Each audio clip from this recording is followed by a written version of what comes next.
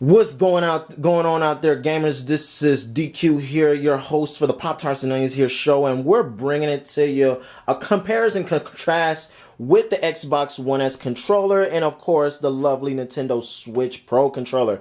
And here in this video we're going to explain a little bit in depth of the comparison of each controller, just in a matter of whether or not if it's your decision on whether if the Pro controller is justified for the $70 price tag as currently of time of this video, or whether or not just getting more in depth of the perks and the tweaks and everything about the video as you continue to watch. So let's go ahead and in depth of the Nintendo not the Nintendo Switch controller. We're going to go right into the Xbox One S controller. In comparison, this controller was released back in 2015, last November, 2 Novembers ago. And this controller is basically a much updated version of the Xbox One controller. Originally, the Xbox One controller was not Bluetooth wirelessly. In fact, if you wanted to use an adapter to be able to plug in into a wireless headset, you had to get a Pacific wireless adapter to do it that was included, that you had to pay, or not included, which you had to pay extra for.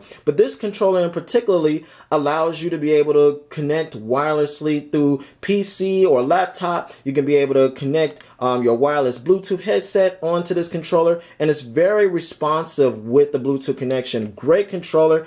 Also, it has the last video I did when discussing this controller is the ridges here. If you see here the ridges here is pretty rough. So my personal opinion, I didn't particularly like the controller because of that ridges, because if you're playing for long periods of time and if you sweat like myself, it can be pretty uncomfortable. Another thing is that this controller, of course, has batteries. So yeah, if you're planning on getting an Xbox One S controller, then of course you're gonna have to get those extra AA batteries. Preferably, I would recommend the rechargeable ones, because unfortunately, Xbox did not get the hint that, you know what, wireless rechargeable batteries is the way. And so this here is a great response. I mean, as far as in comparison, I mean, it feels great in terms of just being able to play first person shooters, and just being able to just honestly just play any type of game for those of you that have big hands like myself. I mean, I love it just on the way that it's made. Just pretty much my only gripe with this controller is the texture. Now, in comparison to the Xbox One S and the Switch, I mean, it's pretty much identically the same in terms of size and shape. I mean, it practically is like exactly pretty much the same. From what it looks like, you would say that the Xbox One S is a little bit bigger.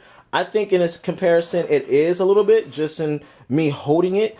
But as you can see here with the Nintendo Switch Pro controller, I mean, the grip, everything in this texture is very smooth. There's no ridges on this controller. What is also pretty cool is because, of course, the D-pad that's included with the Nintendo Switch, just like in the Xbox One S controller. I mean, it's pretty much identically the same. If you really look at it, it's identically the same. The only difference is that it has the 2 extra buttons here up top, which they pretty much do the same thing this one button does here with the Xbox One S. The little home button here pretty much does everything there in this one button, but you have different individual buttons here on the Nintendo Switch controller that allows you to do individual tasks. Like here, you see here is the home button. In fact, that's the home button. I hope you can get a good view of it. That's the home button. And then here is the Snapchat button. It's the screenshot button, where you can be able to screenshot your pictures of your gameplay. And then of course here, each individual button is like a pause button, and this one is just another alternative pause button, just depending on, you know, what you're playing in that sense. And then of course, so you got the D-pad, you got the BA, which is actually a little confusing when you're playing, because when I'm playing Xbox One, the A button is right here at the bottom, but the A button is on the right side. So it does get a little confusing when playing with, you know, if you're playing these two games simultaneously, because of the fact the A button is on the right side on the Nintendo Switch, but the A button is here at the bottom with Xbox One. And so it does get kind of confusing. You're trying to go through the menu, and you're finding yourself going back to the main menu every time you're playing through the navigation. So as you can see here in comparison, They both have bumper buttons here. This one has a bumper, that one has a bumper. They both have the triggers, very responsive. What I love about the Nintendo Switch Pro controller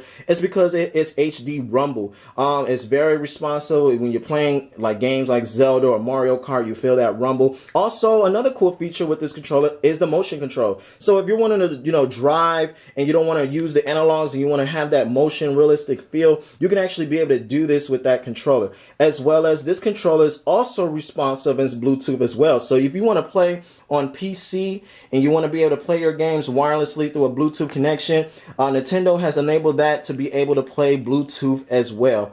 This one also, which I wish that Xbox would have got the hint, this one does not require any batteries. It actually has a rechargeable charge of 40 hours of gameplay on this actual controller. So that's right, ladies and gents, you can actually play the Nintendo Switch controller for 40 hours without having to charge it, which I wish that Xbox would have adapted that with the second release of their console. But hopefully within the Xbox Scorpio, they'll get the hint and grab onto it.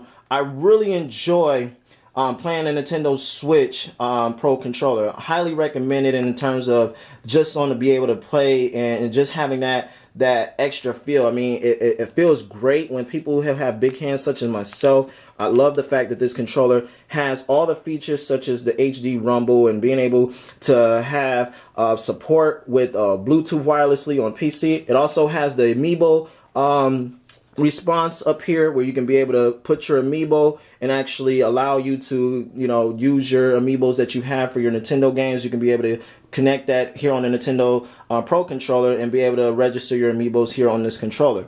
But for the most part, in comparison, they serve its purposes. Other than that, Microsoft is a great controller. Only two gripes that I have about this controller is only because of the fact of the ridges here. It's really rough. Like I can't really, just by the scratches, you can see that that has that rigid here, and that's very uncomfortable when you're playing for long periods of time. And then also, come on, man, like the batteries, that's just a very inconvenience. I was trying to play a 4-player game with my family a couple of days ago, and we didn't have any batteries, so I had to go out and go to the store or look around the house just to get some batteries, and that was very inconvenient. So that's one thing that my biggest issue with Microsoft. But this controller, 40 hours, I rarely ever charge this thing. And I think, honestly, hands down, if I had to compare between the two and which one is a superior controller, of course you got to give it to Nintendo. I mean, they obviously know what they're doing and obviously see what the audience is liking. And I mean, this is everything what the PS4 is, but has that Xbox feel to it when it comes to gripping and controlling and just having that handle to it. So that's my review for the two comparison of these controllers. If you like what you saw, definitely click the like button, and also leave your comments below what you think in comparison to these two controllers. Are you team Xbox or you team Nintendo? Let me know in the comments below. Let me know how your thoughts are with the Nintendo Switch Pro controller if you haven't already done so, or if you're thinking about it. I think honestly it's worth the buy. Even though it's $70, but if you got the extra money to shell it and you're on the fence about it and you got the money, go ahead and get it. I think it's definitely worth the investment, especially with the upcoming games that's coming out. Xbox One, I hope you adapt to the Nintendo and get the ridges off. That's very uncomfortable. And also make sure that your next controller is rechargeable, man. That's just not cool. So in any case, this is DQ here signing off. Thank you for watching, and I'll see you guys at the next video. Definitely be checking out for more content. There's definitely more on the way. Peace.